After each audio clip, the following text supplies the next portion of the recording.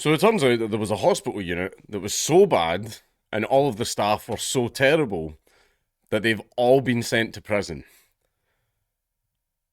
They're all in jail.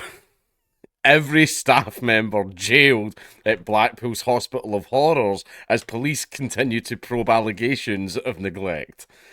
This is reflective of the severity of what has taken place. My God. As former consultant Dr. Amal Bose begins a prison sentence, the tally of staff from Blackpool Victoria Hospital to have been jailed for criminal offences committed at work continues to rise. Bose is the sixth staff member to have been jailed since police were called in to investigate allegations of neglect on the hospital stroke unit in 2018. The arrogant surgeon molested younger female staff members on the cardiothoracic unit after he was promoted to be head of the department. The unit had a toxic culture with Bose at the heart of it, Preston Crown Court held. He attempted to pass off his predatory behaviour as banter, but his victims were left feeling helpless due to his seniority. But troubles at the Winnie Road Hospital run deeper with ongoing investigations into allegations of neglect, mistreatment, and possible corporate failings. Last week, Lancashire Police confirmed the stroke unit as the centre of a major investigation. Operation Bermuda, which is considering offences including corporate manslaughter, corporate ill treatment, willful neglect, and breaches of the Health and Safety at Work Act.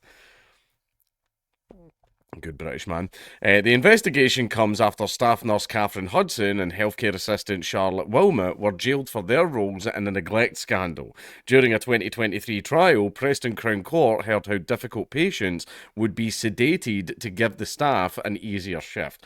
This is something that does happen.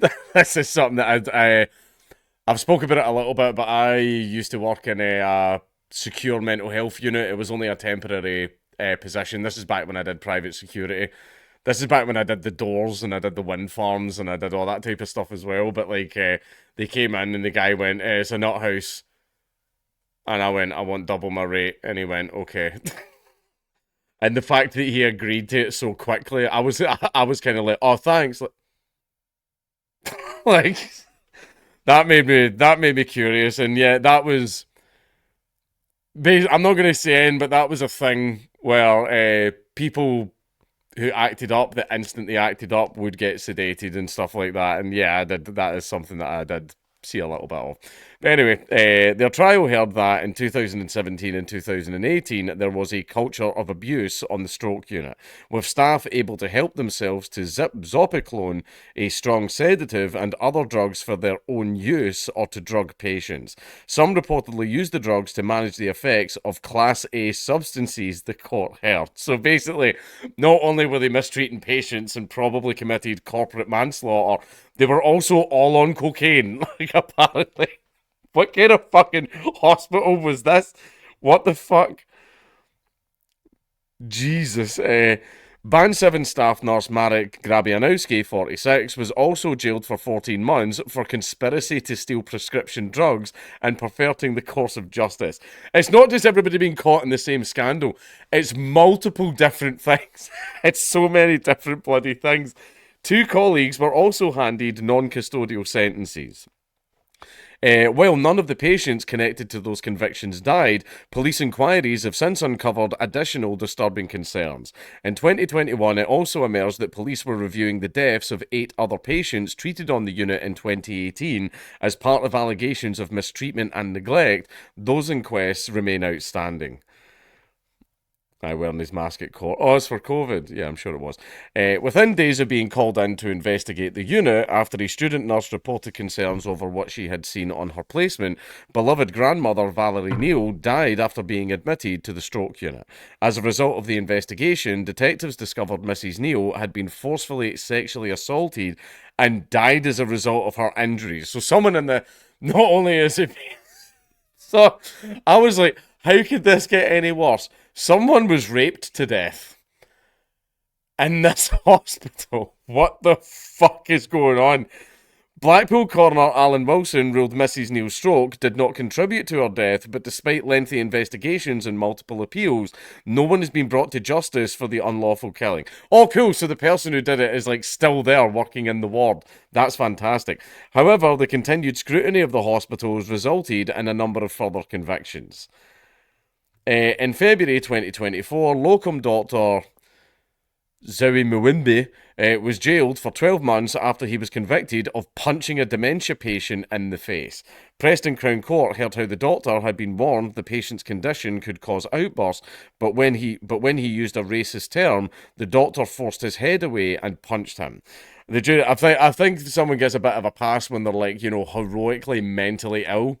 And I mean, if you can't cope with racist comments being said at you, then good God, you cannot work in a mental ward. There was a certain phrase I heard a lot. Anyway, the jury concluded that the doctor was not acting in self-defence and found him guilty of ill treatment by a care worker. He was jailed for 12 months. There he is there. In May 2023, Hernando Puno, a healthcare worker on the stroke unit, was jailed for 9 months after being convicted of 5 counts of sexual assault. Puno of Onslow Road, Blackpool, was first warned about his behaviour in 2014. You sexually assault someone, you get a little warning. But his victim felt her complaint was not taken seriously. In total, 5 women complained about the way the jokey colleague touched and kissed them while they were at work. None of the convictions related to Valerie Neal. And there he is there. In March 2025, Dr. Aloai Foyama, anybody seen a pattern here? Was banned from practicing for 12 months after a General Medical Council tribunal found he had raped a female colleague. I would hope he would get more than that. You can't be a doctor for 12 months. No. Like, what the... He raped someone, send him to fucking jail. The civil hearing heard Dr. Foyama had been accused of raping a female colleague in December 2018. He has consistently denied committing any offence. Now, that's the thing is, yeah, women do lie about that shit a lot, but given the past record of this fucking ward where everyone just thinks they're above the law and does whatever they want, I'm inclined to believe the women in this instance. In a statement, Lancashire Police said they were unable to proceed with a prosecution due to evidential difficulties. However, the GMC hearing found, on the balance of probability, a lower standard of proof than is required in criminal cases. The case brought the profession into disrepute, and Dr. Foyama was banned from practicing. And there he is there. Fletcher Solicitors is representing the families of a number of patients who have been treated on the stroke unit. Christian Beadle, partner of the medical negligence team and head of group action, said, "We have been approached to help people treated within the stroke unit and have had first-hand accounts of the care people received. I think the investigation is another step forward to seeking answers. Transparency and openness are incredibly important when healthcare professionals are dealing with patients. It strikes me that if people felt they could come forward earlier, then some of these incidents may not have occurred." It kind of sounds like this place went a little bit unchecked for way too long. You don't expect to encounter these types of issues when you are critically ill, and we hope rape? Yeah, I would kind of hope. If I'm on my deathbed, I'm not going to get fucking raped. We hope that a pretty little thing like me, we hope that the investigation can surface the responsibility for some of these things on an organisational level. This is reflective of the severity of what has taken place, and the hope is that lessons from this will be learned across other NHS trusts to prevent something like this happening again.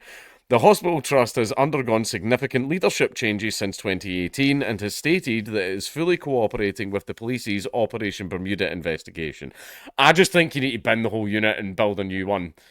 Like, you just need to strip that place right out and build a whole new unit. I'm sorry, it's done. Speaking after Bose was jailed, Maggie Oldham, Chief Executive at Blackpool Teaching Hospital, said, "Our thoughts remain with all those affected by the actions of Mr. Bose, and we thank our staff for the bravery and courage they have shown throughout the police investigation and trial of Mr. Bose. As a trust, we have cooperated with the police throughout their investigation into Mr. Bose, who has not worked at the trust since December 2022.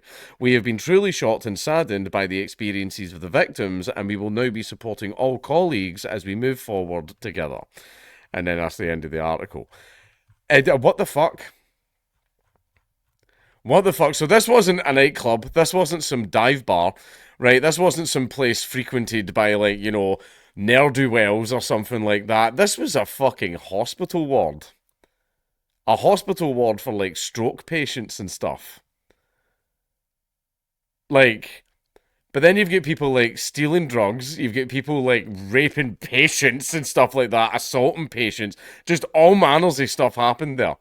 Multiple sexual assaults and multiple rapes, stealing drugs, like, just punching dementia patients in the face.